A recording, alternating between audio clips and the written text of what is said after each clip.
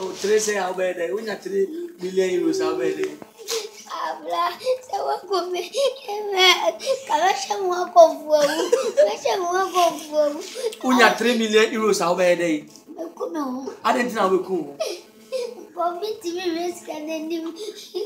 Kabibi. Come on, but I do me. Kabato do me. I do me. Motorcycle. Mediated academy. We better football academy. Football academy. Yes, we go to Messi. We go to Ronaldo. Ah. No matter name. No matter Garibe. I'm the woman that fly.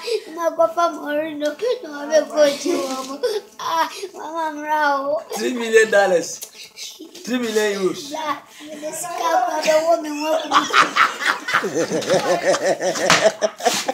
Why,